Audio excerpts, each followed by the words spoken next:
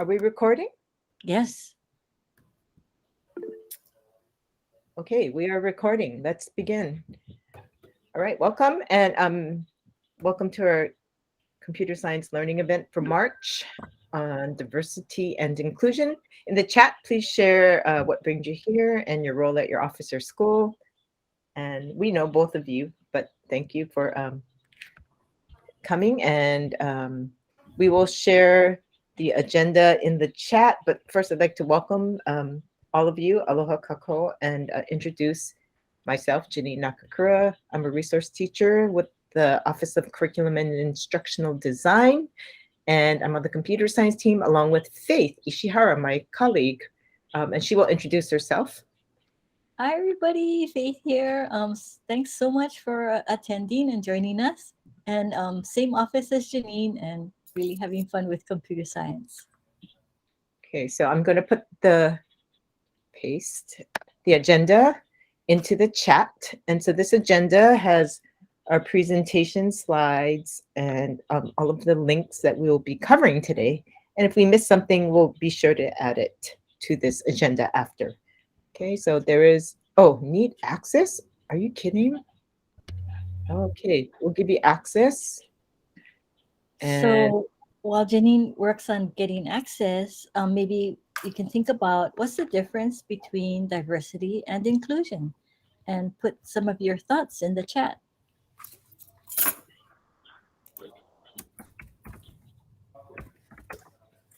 alrighty, so I gave everyone access, even if you're not from the Department of Education.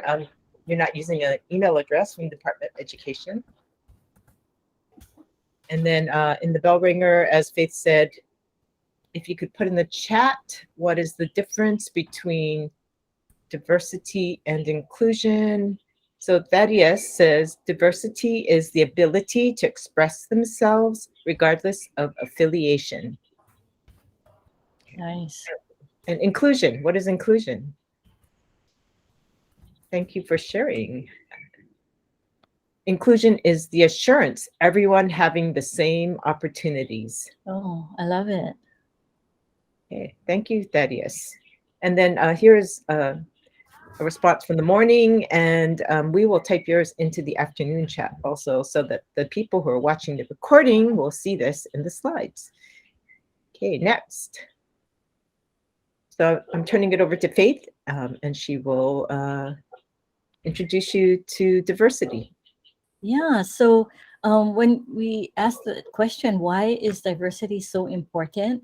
So NCWIT, the National Center for Women in Technology, has put together this little video, and we're just going to show four people, the comments from four people, and kind of listen in and maybe take notes, and so you can share in the chat when we're finished. So I'm going to turn my volume and camera off, and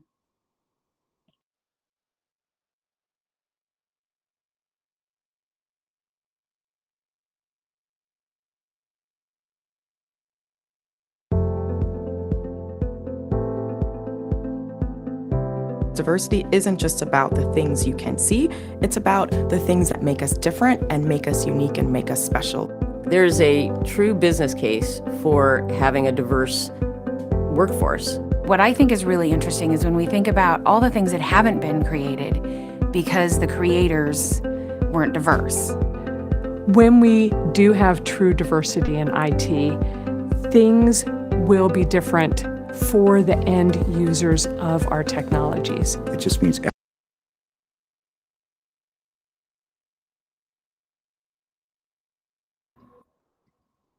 yeah. So anybody want to share something that was shared in the video that kind of maybe resonate with you? Or I know it was pretty fast, but and I'm gonna ask Janine to help share out the chats. Okay, well, I think this is from Terry. So diversity, differences, looks, backgrounds, beliefs, etc. Inclusion is creating a culture of value. Awesome. Thanks for that, Terry. So when we look at our population here in Hawaii, So this is a census, U.S. Census in 2018, and Civil Beat put this pie chart together, and it shows that for our state, the ethnic groups that are most popular, or largest, I should say, are white, Filipino, Japanese, Native Hawaiian, and Chinese. And then we partnered with CRDG at University of Hawaii and came up with this CS landscape report for HIDOE across the state. And in that report, it shows that students who identify as Filipino are well represented in computer science. And disclaimer, this is APCS enrollment. Whereas every other ethnic group is underrepresented or doesn't have as much exposure and experiences. So Hawaii has right now 2 laws, Act 158 and Act 51, that require all schools to offer computer science learning opportunities K-12 in the next 3 years. And to help us monitor that, we've worked with the data quality team to put together this computer science data dashboard. And here's a link that you can kind of peruse it at your convenience, and make sure you notice that there are 3 tabs on the right-hand side, but you can filter by complex area, by program, and just kind of see where we are right now in terms of that offering computer science K-12. So if we ask what happens if computing systems don't anticipate all types of people who might use them, Joy Buolamwini kind of looked into that. She did some research with MIT, and her thesis is gender shades. And we'll just play a few seconds of her video to give you an idea of what could happen. So.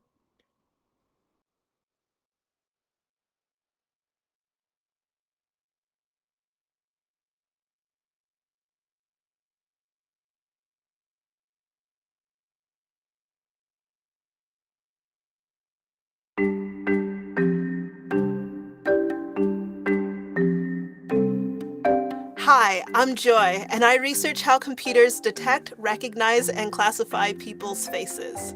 In my TED featured talk, I spoke about my experience with the coded gaze, my term for algorithmic bias. The system I was using worked well on my lighter-skinned friend's face, but when it came to detecting my face, it didn't do so well, until I put on a white mask. After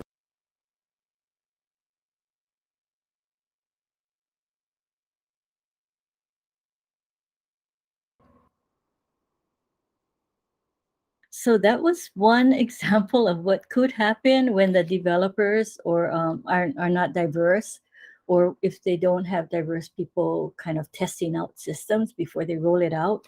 But that's not an isolated case. There are other incidences. For example, Professor Webb at New York University broke her ankle and had to wear that big cast, and so she couldn't get through pre-check at the airport.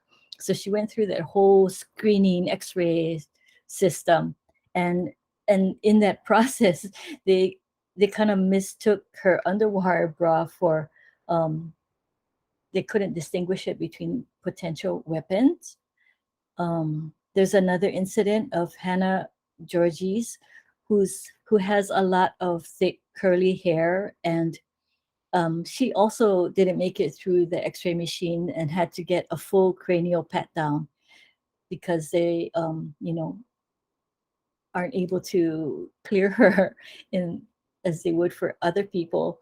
And then there's Bethlehem Gruens, and she was she had soaked up her hands, and she tried to get the faucet to run water, and it wouldn't, no matter what she did. And it turns out that it was programmed to catch the reflection of light, which didn't happen on her darker toned skin. And so had she just waved a paper towel under there, the water would have run, but she did not realize that. And so those are just some examples.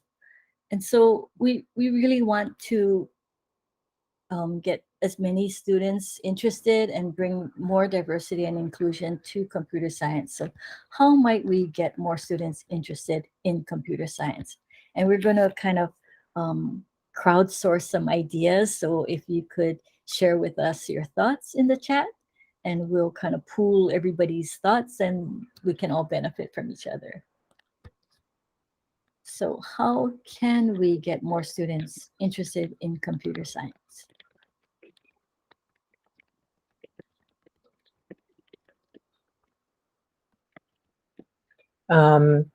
Carrie says, make it fun and engaging, maybe providing them with challenges.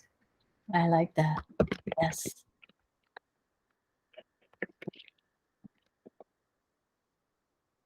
And Thaddeus says, I'm working with a vertical with our teachers at Highlands Intermediate to ensure we get them interested and something to look forward to. Yeah. And that's one of the beautiful things about computer science. It's very engaging. And so if it's just offered, at least, you know, students will tend to be attracted to it. And there's so much that they can learn that will be applied in their everyday life. A couple more things. Oh, Carrie nice. says, letting them take a part in old computer. And Thaddeus says, in the meantime, I've had my vice principal take over the reins to create a recruiting video. Oh, I love it. Oh, those Great are idea. wonderful ideas. And yes, hands-on taking apart a computer is a really fun way to get to understand how it all works. It's not a mystery or magic box. and when we can demystify all of that, that helps students to be better problem solvers. And that recruiting video is a fantastic idea. Thanks for sharing. We love this crowdsourcing. So here's a video that we created that covers 5 myths and misconceptions. And I'll just play a little bit of it just to give you an idea of what it looks like. But we won't really play all, but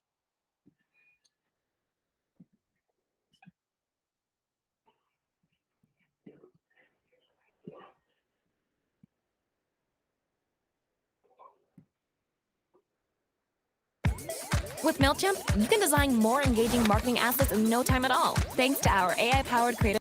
What do you think about when you hear the words computer science? Computers? Coding? Programming?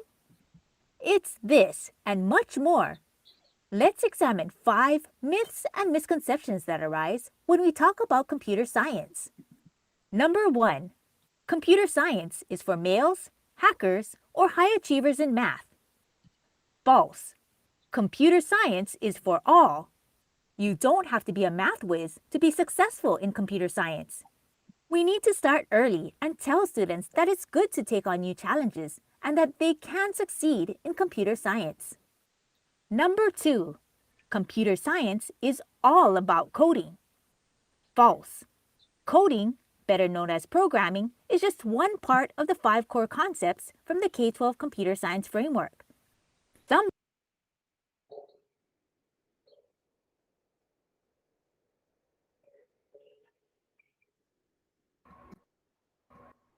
okay, that kind of gives you an idea, and it also goes into computer science cannot be integrated across other content areas, or it's an isolated type of work. Is somebody with a hoodie in the basement doing code, but really it is an opportunity for lots of collaboration, innovation, creativity, and it does integrate across the curriculum. So the New York Times put out this article, and they were trying to figure out where these myths and misconceptions come from. And it looked like maybe parents or even toy makers had a hand in, historically kind of STEM and math and all of that be more for boys maybe and not so much for girls. And lack of role models was another concern. But when their study shows that actually, teachers who may have unconscious bias as well, but they need to recognize how powerful a little bit of encouragement from a teacher to a student can be. And so they play a really critical role in bringing these opportunities and encouraging students. So let's take a look at these two classrooms, the one on the left and the one on the right, and which environment is more inviting to you and why. So maybe share your thoughts in the chat. Terry says left. Any particular reason?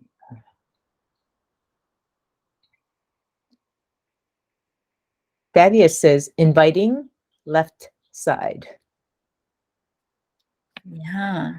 Thanks for sharing. And I'll mention, you know, that beautiful painting on the left, that scenic, looks like Hawaii sunset, is Janine's painting. Isn't she super talented? I love it. That was one of those sip and paint things. Terry says it has a welcome, a plant. You are invited. And Thaddeus also says, I would assume this teacher got their work done and keeps everything spotless. Thanks. Yeah. Everyone. Thanks for sharing. So there are studies that show what stereotypical objects are in a classroom and non-stereotypical objects. And what they're finding is that for guys, male students, it really doesn't matter too much. They kind of go with the flow. But for female students, it does make a difference if the room looks more inviting. And, you know, there are things like plants and artwork and other objects that help them to feel like a sense of belonging. And this is a study done by Code.org for 9 tips for promoting equity in the classroom. And it turns out the first tip is decorating with purpose. So, you know, having those like more inviting pieces in the classroom. We also looked at College Board and how they recruit and invite students to join computer science.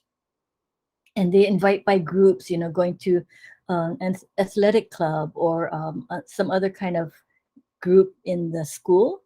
And then, or inviting students on a more personal level. Like, I think you might really enjoy this if you just give it a try. And that means so much to the student that the teacher felt like, wow, you think I would be okay in a computer science class? Okay, let me see what it's about.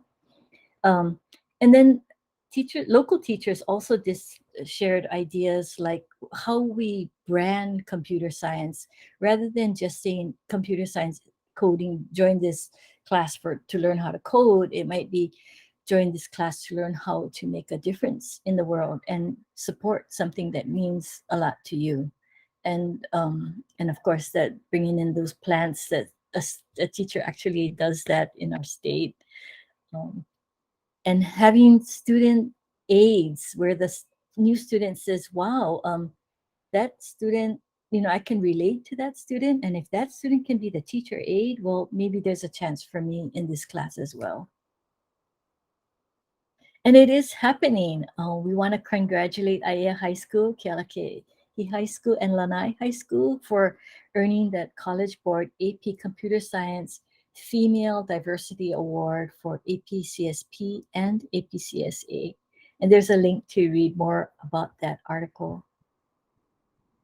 So this really kind of aligns with our statewide initiative for Nahope no A'o, and that feeling of belonging, and that building relationships amongst diverse peoples, and being open to new ideas and different ways of doing things, and understanding how our actions affect others.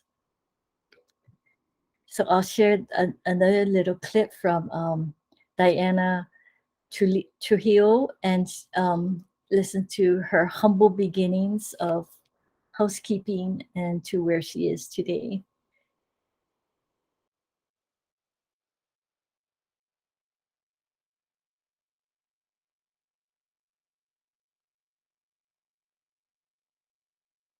Understanding if we're alone in the universe is the ultimate question.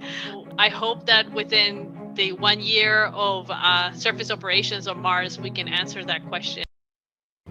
Check out this Verbo. Oh, man. Michael, they're your cousins. And soon.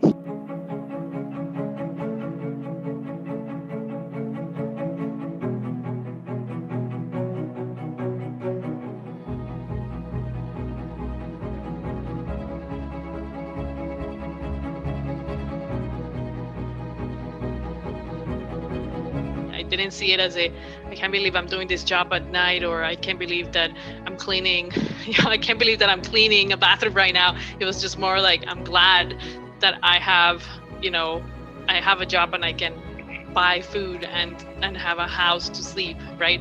And so I think that all of those things make me, and even today helps me see life differently. I see it more as every instant I need to be present, because every instant matters.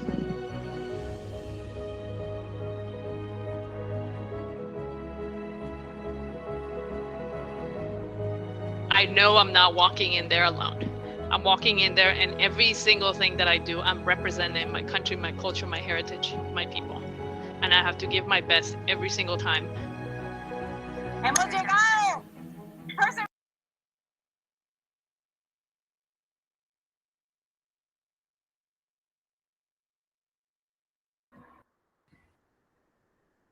Yeah, so I really love what she says, that she represents her country, her culture, and her heritage, and with starting with $300 in her pocket and becoming a flight director for NASA's Perseverance. That's really inspiring. So I'll turn it over to Janine to share some of the standards that we're covering. So here are the 5 core concepts from the K-12 Computer Science Framework.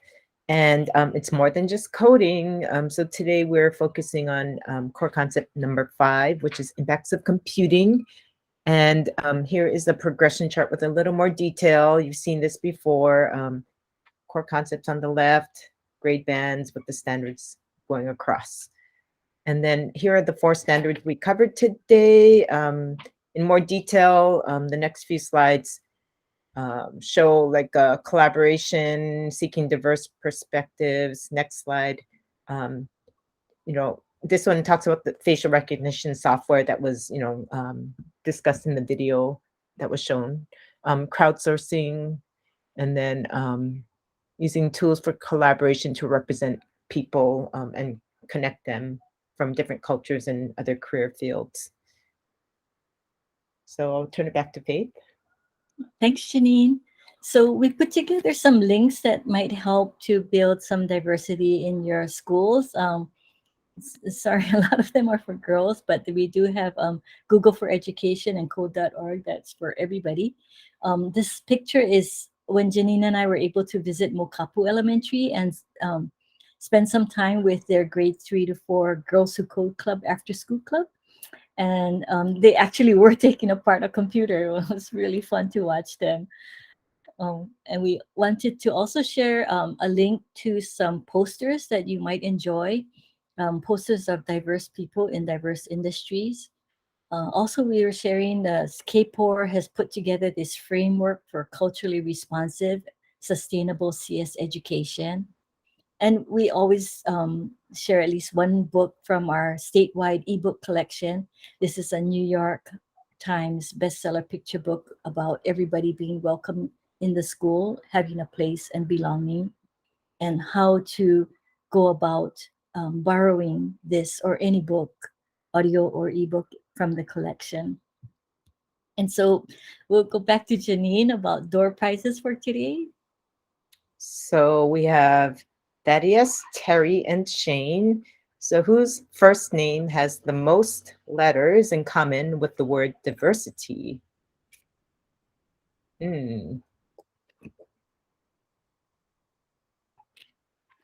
Diversity. I think it might be Thaddeus, huh? So I have the prize packs from last month also, and I think I have one for Thaddeus. So you get double prizes in the one that I'll be mailing out soon. Your prize pack could include these diverse pens and also Girls Who Code swag. And those of you who are here participating, you might find something in the mail also. And then here's our, oh, sorry. Can you hear me? Oh, yes. Okay, I hit the wrong button. Here's our feedback form. And please fill it out and give us your, response and feedback to help us make the next session better. The next session will be April 26th, and that will cover computational thinking. And the flyer, I'll share the flyer with you. But Shane in the chat says, now who has more diversity? Shane is Chinese, German, Polish, Filipino by marriage, speaks English, American, and French. And Okay, that's kind of hard to beat. Very laughing. But you will all get something in the mail, I think, because yeah, we appreciate your participation today, and hope you can join us next time. Here, I think here's the learning event flyer. So yeah, take a minute or two to fill out our feedback form. We're always looking to make our sessions better, and we thank you for taking time out of your busy schedule to join us. So we will turn off the recording. Thanks, everybody. Love your participation. And if you want to